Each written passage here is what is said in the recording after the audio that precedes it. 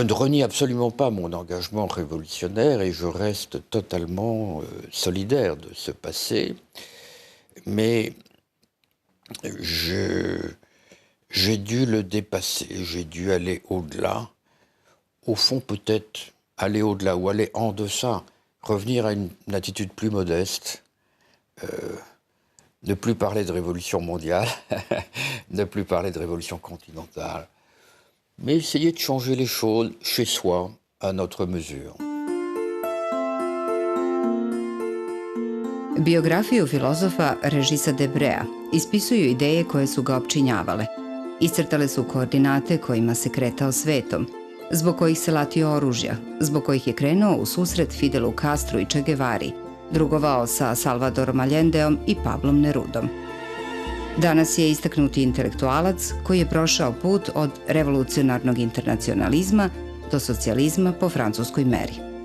Regis Debray rođen je 1940. u Parizu, gde je kao jedan od najboljih studenata Louis Althusera i Jacques Derride završio studije filozofije na École Normale Supérieure. 1967. godine objavljuje svoja prva i to angažovana dela Revolucija u revoluciji, Che Guevarina gerila, Mi Tupamarosi.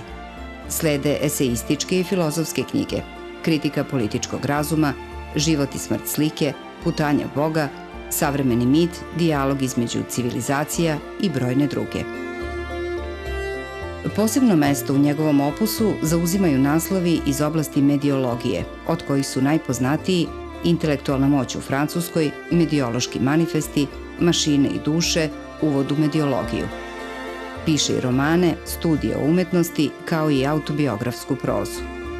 Njegov život obeležile su akcija, ideološke kontraverze, ali i bogat filozofski i teorijski rad. Alors, quand on parle de votre biographie, j'ai l'impression que vous en avez plusieurs, ou au moins deux parallèles. Celle... C'est pas beaucoup, deux. Non? Il y en a plus. Mais commençons par la première. Je vois deux biographies parallèles. Oui. Celle de révolutionnaire Oui. et de militant politique, Oui. et l'autre qui est celle de philosophe et d'écrivain. Oui. Alors, comment est-ce que vous réconciliez ces deux aspects ou ces deux tendances de votre personnage? Ah, voilà une bonne question. Eh bien, disons que la deuxième partie de ma vie est une réflexion sur la première partie. Disons, dans la première partie, je veux faire des choses plutôt qu'être quelqu'un, c'est-à-dire avoir une influence sur le cours des choses, donc un engagement militant du côté de la Révolution. Et puis dans la deuxième partie, je me demande, mais qu'est-ce que c'est que l'influence? Comment des idées peuvent changer le monde? Donc, je commence à devenir un médiologue qui s'interroge sur la façon dont les pensées deviennent des forces. Donc on peut être à la fois militant le matin et philosophe le soir. Mais bon, à l'âge de 20 ans, vous êtes étudiant de philosophie à l'École normale supérieure, un très bon élève. Et à quel moment de votre vie vous décidez de prendre l'engagement politique? Mais parce que je lis Karl Marx. Et Karl Marx dit quelque part, il ne faut plus interpréter le monde, mais le transformer. Donc, on passe de la théorie à la praxis. Praxis, c'est le nom d'une revue yougoslave, n'est-ce pas? Praxis, oui. De l'ancien temps. Voilà. Ben, moi aussi, j'ai été un membre de Praxis, enfin de la Praxis socialiste, voire même communiste à un moment. Et donc, où peut-on transformer le monde? Où peut-on passer, disons, de l'injustice à la justice? C'est dans le tiers-monde. Parce qu'en Europe, tout est bloqué. Et donc, je pars pour l'Amérique latine. Mais comment ça se fait que vous partiez pour l'Amérique latine? Mais parce que Cuba, à l'époque, était un mythe, était un rêve, était une légende. Et qu'on avait envie d'être un peu à côté de Fidel Castro ou de Che Guevara. Et donc, je suis parti pour La Havane en 1961. Et puis, j'y suis revenu... en Amérique latine, et puis je suis resté auprès des mouvements de guérilla jusqu'à être emprisonné en 1967. Oui, voilà. On va revenir à ce prison. Voilà. Mais tout d'abord, j'aimerais vous demander comment est-ce que vous avez fait une révolution qui n'était pas la vôtre, en effet? Ou vous croyez que c'était la vôtre? Disons, j'ai mis du temps à comprendre que la révolution n'est pas une patrie. Et que l'internationalisme, comme on disait à l'époque, vous vous souvenez de ce mot, l'internationalisme, est peut-être une volonté, mais n'est pas une réalité. Parce qu'au fond, chacun, même s'il a des sentiments de solidarité humaine avec les autres, chacun est lié à sa langue, au lieu où il est né, à sa culture. Il y a tout, si vous voulez, un fond en chacun de nous qui est un peu ethnologique. C'est-à-dire que même si on n'en a pas conscience, on appartient à son lieu de naissance, si vous voulez. On appartient à la langue maternelle, on appartient à l'environnement culturel, et que cela peut difficilement fusionner avec d'autres environnements. Voilà, donc c'est vrai que j'ai découvert le fait national à l'étranger. C'est toujours chez les autres qu'on se découvre soi-même. Alors, qu'est-ce que vous avez découvert sur vous-même en Amérique latine? J'ai découvert que j'étais beaucoup plus français que je ne le pensais, beaucoup plus européen que je ne le pensais. Vous savez, il y a un joli mot, un mot d'auteur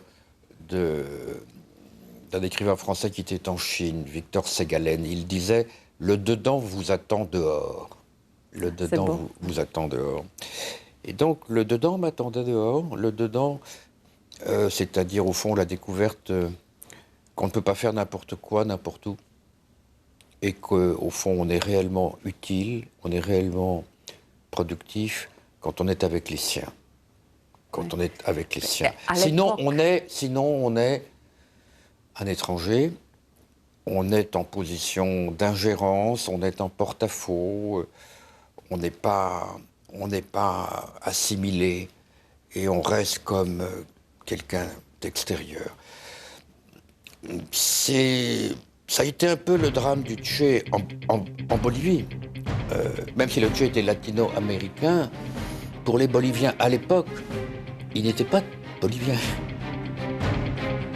Mais vous étiez, à l'époque, vous étiez compagnon de Che Guevara. Ce sont des rencontres qui changent une vie, je dirais, des rencontres importantes. Oui, elles changent la vie d'un philosophe parce que on découvre que ce n'est pas à la théorie de juger la pratique, c'est à la pratique de juger la théorie. Autrement dit, j'ai appris avec Fidel Castro et le Che Guevara que l'important, c'est moins la pensée que l'action, c'est moins le commentaire ou la spéculation que le travail pratique. Alors le travail pratique, ça peut être le travail militaire, le maniement des armes, l'organisation quotidienne. C'est-à-dire qu'ils m'ont permis de descendre du ciel vers la terre. Et de prendre le fusil? Éventuellement. J'ai l'impression que la journée, vous portiez le fusil et la nuit, vous écriviez. Parce que en 67, vous avez écrit La Révolution dans la Révolution, donc un livre qui était écrit pendant votre engagement militaire. Il était dédié aux militants d'Amérique latine. Il était dédié à tous ceux qui voulaient prendre les armes en Amérique latine. C'était un ouvrage curieux. Je l'ai écrit, au fond, avec Fidel Castro. Et le but était assez anticommuniste, curieusement. Puisqu'au fond, on voulait dire à nos amis, vénézuéliens, guatémaltèques, brésiliens, que ce n'est pas à la direction politique, c'est-à-dire au Parti communiste, de diriger la lutte, et qu'on peut contourner le Parti communiste en créant un foyer d'avant-garde et auquel s'agrégeraient des personnes de toutes origines Donc les communistes l'ont assez mal pris. Et le Che, il a lu ce livre? Ah, bien entendu, il l'a lu et il le faisait lire. Alors vous êtes avec Che, vous partez pour la Bolivie et c'est là que vous êtes capturé et mis en prison. Alors quels sont les souvenirs de cette période? Donc vous avez passé 4 ans dans une prison latino-américaine? Oui. Écoutez, ce ne sont pas des souvenirs agréables, mais je considère normal qu'un révolutionnaire fasse de la prison. Ça ne me semble pas... Je pense même qu'il a de la chance s'il fait de la prison, parce que ça... La chance pour quoi faire? Bah, ça veut dire qu'il n'est pas mort. Bon, ça veut dire qu'il peut travailler, au moins dans sa tête. Ça veut dire quelque part, j'ai lu que vous avez dit que c'était une très bonne école pour vous. Oh, mais c'est pas moi, tout le monde l'a dit. La prison est l'université du militant. C'est même une facilité que lui offre la classe dominante, puisque elle lui permet, si c'est un prisonnier politique, de lire des livres, de réfléchir, d'écrire, sans avoir à se préoccuper de payer la note de gaz, de se trouver de la nourriture, on la lui apporte. Autrement dit, je trouve que c'est une bonne école de formation. Je crois même que je me méfie des gens qui n'ont pas fait de prison.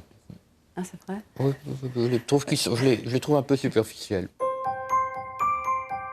Na teorijskom planu, Regis Debray daje jedan potpuno drugačiji pogled na razvoj društva, uvođenjem novog termina mediologija. Ta disciplina nudi novi koncept istorije, jednu metafiziku vremena, drugačiju vremensku perspektivu. Mediolog izučava načine na koje naše misli i ideje postaju istorijske sile, bilo da vode ratove ili osvajaju kosmos. Dans les sciences sociales, vous avez introduit une nouvelle discipline qui s'appelle la médiologie. Alors, qu'est-ce que la médiologie qui n'est pas une science simple, je dois dire? Non, la médiologie, si vous voulez, ce n'est pas la sociologie des médias. C'est une écologie de la culture. Eh bien, une écologie de la culture, c'est ce qui étudie les rapports entre le contexte technique, les outillages de communication et de transport d'un côté, et puis le monde culturel et politique de l'autre. Hein. C'est ce qui met en relation, si vous voulez, le bas et le haut, c'est-à-dire les choses triviales, ordinaires, le stylo, le téléphone, la voiture, la bicyclette, des petites choses, comme on dit, et puis les grands modes d'organisation et également de réflexion. Par exemple, pour un médiologue, la question du socialisme. Comment c'est né le socialisme, hein, l'idée socialiste? On s'aperçoit que c'est né du livre, de l'imprimerie, que tous les fondateurs de tous les partis socialistes et communistes étaient fondamentalement soit des éditeurs, soit des typographes, soit des correcteurs d'imprimerie, et qu'au fond, le socialisme est lié à la culture du journal et du livre. Et que du journal papier, du livre, le monde des bibliothèques, rappelez-vous que Mao Tse-tung commence comme un bibliothécaire, hein. C'est un peu humiliant pour la pensée, mais il y a toujours un environnement matériel qui nous détermine, si vous voulez. Et donc, on ne s'en aperçoit pas parce que on ne regarde pas les lunettes puisqu'on voit à travers nos lunettes, n'est-ce pas? C'est très, très difficile de regarder ces lunettes, hein. De même que quand vous marchez sur une route ou vous êtes en automobile, vous ne pensez pas à la route. Mais la route, il y a du macadam. D'où ça vient, le macadam? Il n'y a pas de culture s'il n'y a pas de route. Mais nous, on est dans une voiture et alors on ne pense pas à la route. On ne pense pas à ce que ça a été d'établir un réseau routier dans un pays. Il n'y a pas de nation sans un réseau routier, n'est-ce pas? Bon. Vous avez une très belle réflexion sur la route, en effet. À quoi sert la route? La route, ça sert à transporter des soldats et des idées, hein. L'Empire romain, il a fait des routes pour pouvoir envoyer des légions partout. Et puis les chrétiens sont venus et ils ont utilisé les mêmes routes pour transporter les évangiles. Donc la route, c'est toujours l'organisation d'un espace à partir d'un centre politique. C'est donc, la route est un moyen de domination, mais c'est aussi un moyen de circulation des idées, des textes, des œuvres d'art, etc. Mais en tout cas, les moyens de transport, ça m'intéresse beaucoup.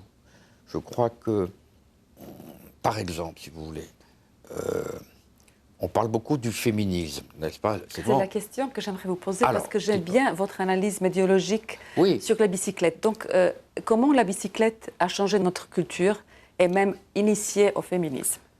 La bicyclette, c'est fondamental dans la naissance de l'individualisme démocratique et du féminisme. Pourquoi? D'abord parce que,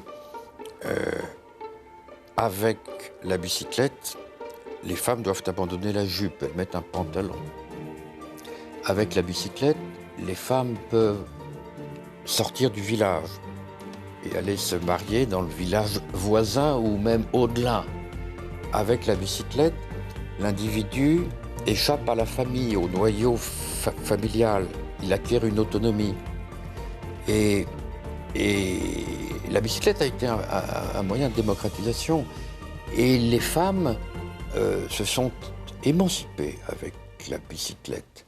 Et l'automobile, c'est encore beaucoup plus fort. Parce que l'automobile, c'est l'individualisme. Chacun est dans son petit château personnel. My car is my castle, n'est-ce pas? Bon, ma voiture est mon petit château.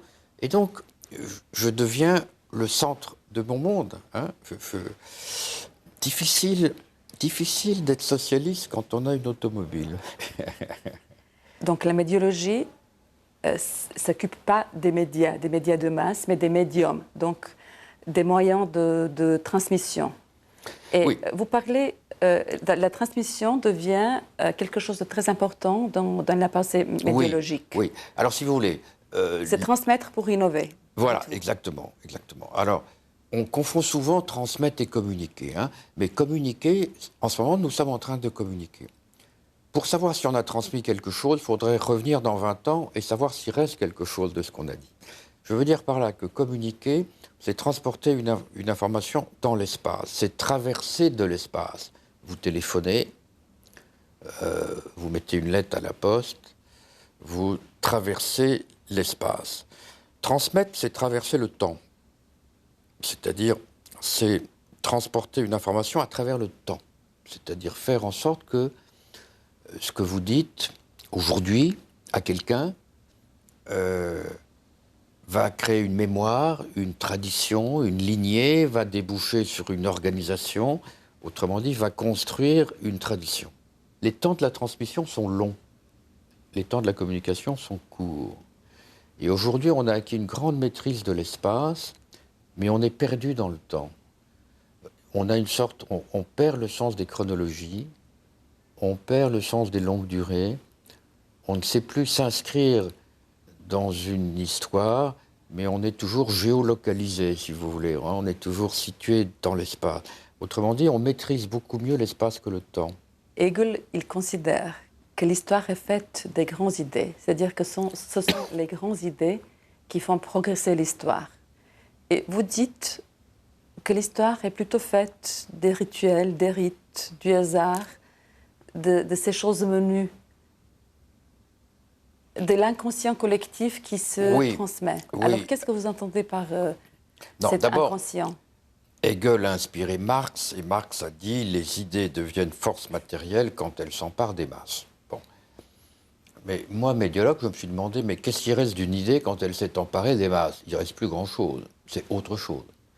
Et puis, comment se fait-il qu'une idée puisse s'emparer des masses? Une idée, ça n'a pas de main pour vous accrocher. Donc, elle dépend des moyens de communication. Et puis, une idée, ça dépend aussi des moyens d'organisation. C'est-à-dire il faut bien qu'un groupe, un parti, une église se constituent pour servir de relais à une transmission d'idées. Donc, au fond, la médiologie s'intéresse à cela. Mais alors, est-ce que les idées transforment le monde? Pas en tant qu'idées. Les idées transforment le monde si elles deviennent des organisations. Mais il y a des limites à l'organisation. Moi, effectivement, Je crois qu'il y a du progrès dans la technique, c'est-à-dire le rapport de l'homme aux choses, et peut s'améliorer avec le temps, c'est-à-dire que vous allez de plus en plus vite, vous stockez de plus en plus d'informations, enfin, il y a un progrès technique. Je me demande s'il y a un progrès politique. C'est-à-dire, le propre du progrès technique, c'est que quand vous avez la télé en couleur, vous ne revenez pas à la télé en noir et blanc. Le progrès technique, c'est irréversible. Quand vous avez un tracteur, vous n'achetez pas une charrue. Hein? Bon. Donc, le progrès technique crée de l'irréversible. Mais dans les rapports de l'homme à l'homme, ou même des rapports de l'homme à la femme, disons dans le rapport amoureux, ou dans le rapport politique de domination, est-ce qu'il y a du progrès? Je ne le pense pas. La preuve, c'est que après le socialisme, qui est supposé venir après le capitalisme, ben vous pouvez revenir au capitalisme. Ou même après le siècle des Lumières, en Allemagne, vous pouvez revenir vers Adolf Hitler. Il n'y a pas d'irréversible. C'est-à-dire qu'au fond, il peut y avoir des retours en arrière incroyables dans le domaine politique. 3 karakteristike modernog liberalnog kapitalizma. Tehnika, politika i demokratija. Stalno su u raskoraku, smatra Regis Debray. U trci sa vremenom, politika gubi moć, jer je događaji uvek pretiču. Izuzetan značaj u razvoju društva Debray pridaje tehnici, jer sve počinje tehničkim činom, piše u uvodu u mediologiju. Ono što je iznutra oslobađa se onim što je spolja. Od oblutka do silicijuma, od peščanog do kvarcnog sata, zahvaljujući čovekovoj sposobnosti da svoje pamćenje prenosi u spoljašnji svet, beleži Debray. Il y a un point que je trouve très intéressant, on l'a déjà touché, c'est l'importance de la technique de la médiologie. Oui. Vous dites qu'il y a une interaction entre la culture et la technique. Oui. Donc, la culture, elle est conditionnée par la technique. Oui. Et c'est quelque chose que les philosophes ne disent pas souvent. Ah, vous êtes très pertinente et perspicace. C'est vrai, les philosophes n'aiment pas les machines. Mais pourtant, vous dites qu'on doit penser les machines. Mais absolument. Alors, pourquoi c'est important? Eh ben parce on a parlé de la route, de la bicyclette, donc de la roue. La médiologie est une philosophie anti-philosophique, puisque chez les philosophes... Matérialiste? Enfin, moi, je rêve d'une histoire à la fois plus matérielle et plus spirituelle. Je ne crois pas qu'on puisse opposer les deux choses, mais c'est vrai que la plupart des philosophes, depuis Platon, disent « Oh, il faut se méfier de la matière. Il y a l'esprit qui est en haut, la matière qui est en bas. » L'âme, le corps, on distingue tout ça. Moi, non, je dis qu'il n'y a pas d'âme sans corps, il n'y a pas d'esprit sans matière. Par exemple, si je n'avais pas un larynx et une langue, on ne pourrait pas communiquer. Vous avez des livres devant vous. Ces livres, c'est l'objet d'une... C'est un produit technique. Hein. Quelle est, d'après vous, la plus grande innovation technique? La plus grande innovation technique de l'histoire. Il y en a deux fondamentales qui vont ensemble, c'est la roue et l'écriture. Est-ce que j'ai bien lu quelque part que vous avez dit Dieu, c'est l'alphabet plus la roue? Oui, c'est l'alphabet plus le chameau ou l'âne ou le cheval ou le chariot. Pourquoi? Parce que Dieu est né quand il est devenu portatif. Notre Dieu à nous, le Dieu chrétien, se distingue des dieux de l'Antiquité. Un dieu de l'Antiquité, c'est une statue dans un lieu. Athéna domine Athènes. Et si vous quittez Athènes, vous ne pouvez pas emmener Athéna avec vous. C'est un autel en pierre. Si vous avez l'idée qu'on peut écrire dans un papyrus un texte sacré et l'emmener avec soi, vous amenez votre Dieu avec vous. Donc, vous avez le même Dieu partout. D'où l'idée que Dieu peut commander partout. Et pour ça, les Juifs l'ont découvert lorsque, chassés de Jérusalem, ils étaient à Babylone, ils ont pu aller ailleurs en gardant leur Dieu. Ce que les Romains et les Grecs ne pouvaient pas faire. Donc ce moment s'appelle la Bible ou non? Ce moment s'appelle l'avènement du monothéisme, c'est-à-dire d'un Dieu qu'on peut transporter avec soi, et les chrétiens diront au-dedans de soi. C'est-à-dire qu'on n'a plus besoin d'un temple. Mais quoi qu'il en soit, je réponds à votre question. L'itinérance en milieu désertique, c'est la roue, c'est le chariot, donc la domestication du cheval de trait, hein, et puis la miniaturisation que l'écriture permet. Avec l'invention de l'alphabet, vous avez un Dieu miniaturisé. C'est-à-dire, vous pouvez le transporter dans une petite Bible, hein, et puis le mettre dans votre poche. C'est l'invention du livre de poche, au fond. Bon. Ça, c'est fondamental. Dieu, c'est un livre de poche. Et le deuxième moment? Alors après, c'est l'électricité, la machine à vapeur.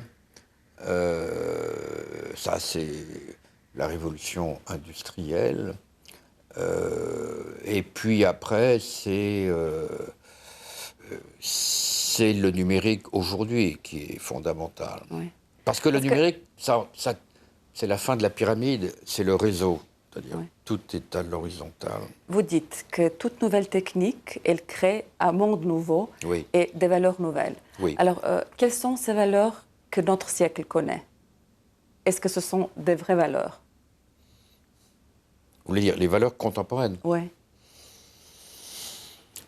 En tout cas, c'est un autre système d'organisation. Avant, il y avait un centre émetteur, et puis ça irradiait partout en contrebas. Aujourd'hui, vous pouvez communiquer sans passer par un centre de redistribution, hein. Donc, on est plus à l'horizontale. C'est très embêtant pour les partis, pour les États, etc., pour les églises, parce qu'aujourd'hui, on n'est plus dans l'attente d'une bonne parole qui tombe d'en haut. Nous pouvons nous échanger des paroles qui échappent à la censure par le haut. Bon, donc c'est déjà la fin de tout un système d'autorité. Maintenant, on est connecté, c'est certain. Est-ce qu'on peut faire une connivence avec une connexion? C'est-à-dire, est-ce qu'on peut faire une fraternité, une vraie solidarité avec un réseau? Je ne crois pas. Si vous voulez, on peut transformer le monde en réseau, mais on ne peut pas vivre dans un réseau comme on vit dans un monde. Un réseau n'est pas une famille.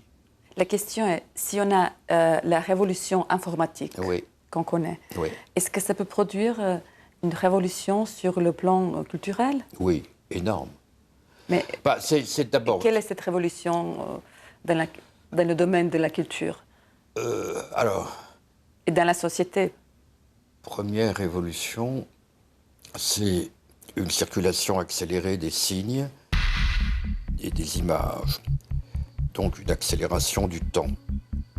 Ça va beaucoup plus vite. Deuxième révolution, on l'a dit, c'est un nouveau système d'autorité qui n'est plus fondé sur le politique, mais sur l'économique. Le problème, c'est qu'on s'imagine que tout est télétransportable et qu'on oublie qu'il y a des matières premières. Le pétrole n'est pas numérisable. L'eau, vous ne pouvez pas numériser l'eau. Si vous n'avez pas d'eau, si vous n'avez pas de pétrole, votre ordinateur ne vous sert à rien. Quoi qu'il en soit, la révolution numérique, c'est aussi important que la révolution de l'imprimerie. Bon, c'est un bouleversement considérable. La révolution de l'imprimerie, ça a donné le protestantisme, c'est-à-dire ça a donné la possibilité à chaque chrétien de lire la Bible. Et donc il pouvait se passer de l'Église, il pouvait se passer du prêtre, hein. D'où la naissance du protestantisme, où chacun est en rapport direct avec Dieu, puisqu'il a la Bible entre les mains. Donc, exit le pape, jusqu'à un certain point. Le papier a chassé le pape, si vous voulez. Bon. Avec le numérique, vous avez quelque chose d'un peu semblable. Disons que une entreprise comme Google en sait plus sur la France que l'État français. Une entreprise comme Google a plus de données sur les Français que n'en a la France, que n'en a l'État français. Donc vous avez de nouvelles puissances qui émergent, hein, qui sont des puissances de type technologique, donc financier. Mais qu'est-ce que ça produit sur le plan culturel? Sur le plan culturel, rapports sociaux, réseaux sociaux, les relations sociales. Sur le plan culturel, ça produit des gens beaucoup mieux informés et beaucoup moins cultivés. C'est-à-dire qui ont beaucoup d'informations, mais qui ne savent pas relier ces informations les unes avec les autres, si vous voulez. Hein. On devient plus rapide et moins profond. On devient plus exposé aux influences et moins enraciné dans sa personnalité même. Donc c'est très ambigu. Tout progrès technique est ambivalent. Avec le feu, vous pouvez cuire des aliments, mais vous pouvez aussi mettre le feu à la maison. Bon. Avec l'imprimerie, vous pouvez faire circuler le savoir, mais vous faites aussi les guerres de religion.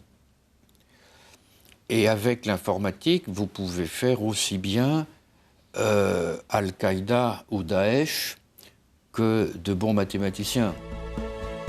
Mediolog, taj večiti izazivač, voli da ruši poredak. Na primer, šta obično kaže intelektualac o intelektualcima? Da su to ljudi od ideja i vrednosti, usamljenici okrenuti apstrakcijama. A šta kaže mediolog, pita Debré? Da intelektualac želi da vlada duhom drugih, a ne da traga za spasom svoje duše. Za intelektualce je najbitnija efikasnost. Inteligencija dolazi posle, zaključuje sa finom dozom provokacije Régis Debré. Vous avez une très bonne idée sur le rôle des intellectuels aujourd'hui. Vous dites qu'il faut qu'ils soient efficaces et actifs, activistes même.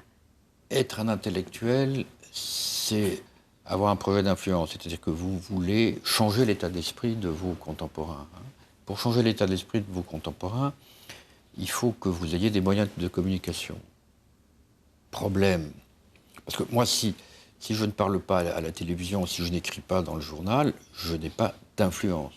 Alors comment moi, intellectuel, si je veux avoir une influence, je suis forcé de faire de la publicité, de faire des slogans, de rechercher plus l'émotion que la construction d'un sens.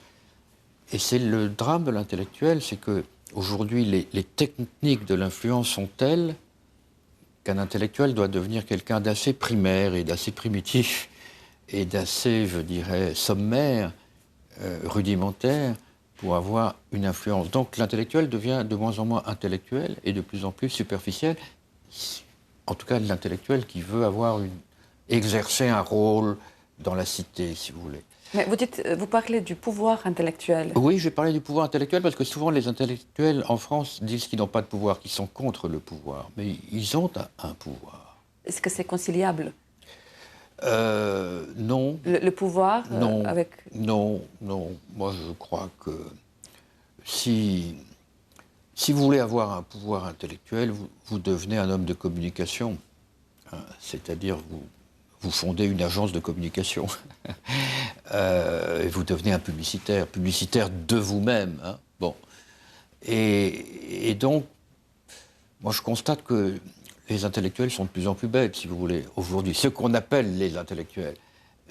Alors quoi faire? Comment trouver un vrai intellectuel? Les travailleurs intellectuels que je connais sont des gens très peu médiatiques. Alors c'est contradictoire puisque je suis en train de faire quelque chose de médiatique avec vous. Mais c'est le conflit.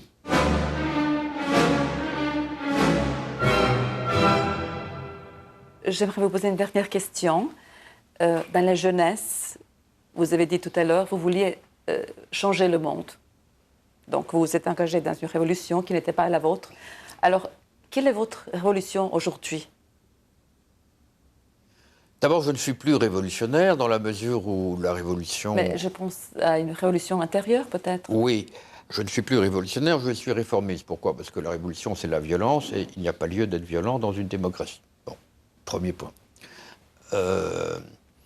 Deuxième point, je pense qu'il y a des choses qui ne changent pas, qu'on ne peut pas transformer. Hein. On ne peut pas transformer le rapport amoureux, l'émotion esthétique. On peut inventer des nouvelles musiques, etc. Mais il y a des choses de l'ordre de l'affectivité, si vous voulez, de l'ordre de l'émotivité, qui sont éternelles. Alors moi, je voudrais simplement que l'Europe existe un peu comme un centre, comme une puissance, et pas comme un satellite. Je voudrais que mon pays reste fidèle à sa vocation, qui est tout de même de déranger le monde. La France, l'embêteuse du monde. J'aimerais que la France embête le monde. Bon, au lieu de se plier aux lois du monde dominant. Bon, j'aimerais que mes enfants ne soient pas seulement devant des jeux vidéo et des ordinateurs, mais je voudrais qu'ils continuent de lire des livres. Autrement dit, je voudrais que empêcher l'entropie, empêcher la dégradation. Voilà, moi je me limite à cela. Je voudrais que l'humanité reste humaine, éviter la barbarie et maintenir un état civilisé, ce qui est très dur. C'est assez dur. Il faut une discipline pour rester civilisé. Il faut pouvoir dominer des impulsions un peu biologiques, primitives. Il faut pouvoir se contrôler, il faut pouvoir faire un effort, il faut... Bref, c'est une tension, la civilisation. Ça ne nous est pas donné. C'est une construction de chaque jour. Trop bonne journaliste pour être vraiment journaliste.